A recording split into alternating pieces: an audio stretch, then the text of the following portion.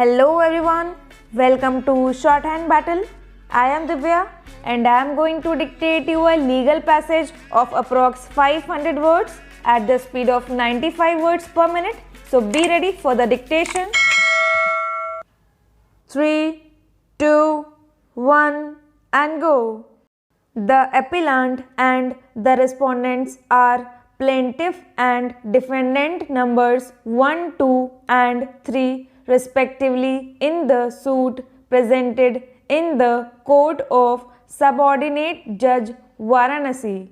The plaintiff in the suit claimed for the reliefs of directing the defendants to execute a fresh sale deed with regard to the suit property in pursuance of an agreement for sale dated 27 February 2006 on or before the date that may be fixed by the court, and failing which execution of the sale deed by the court. She also prayed for grant of permanent injunction restraining the defendants from disturbing with her peaceful possession and enjoyment of the suit property.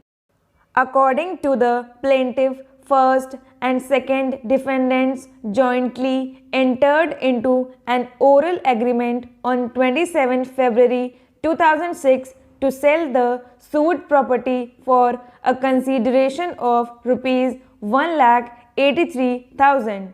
It was agreed that the sale deed in pursuance of the oral agreement for sale would be executed and registered on the same day. The plaintiff purchased the stamp papers and paid the entire sale consideration to the defendants. Thereafter, the defendants put the plaintiff in possession of the suit property and also executed a sale deed in her favor.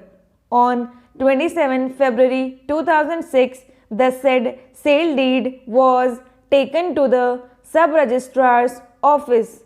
The sub-registrar, however, informed that in view of an order of attachment of the suit property, the sale deed could not be registered.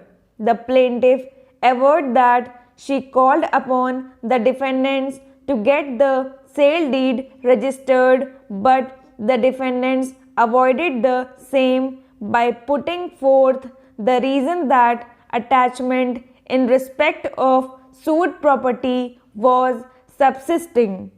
Mr.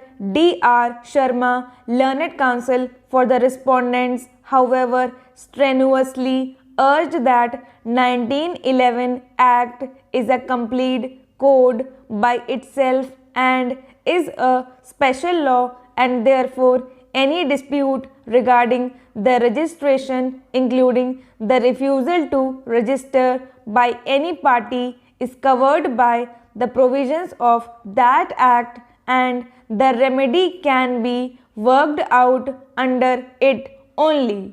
He referred to sections 71 to 77 of the Act and submitted that the refusal to register a document by a party is exhaustively dealt with by the said provisions, and the provisions of the Specific Relief Act 1963 cannot be and should not be invoked in a case of failure to register a document which is complete in other respects except for want of registration. Learned counsel for the respondents submitted that the defendants refused to admit execution of the said document before the concerned sub-registrar because of the fraud played by the appellant, in as much as instead of writing an agreement to sell, she got executed a full-fledged sale deed contrary to the agreement and understanding.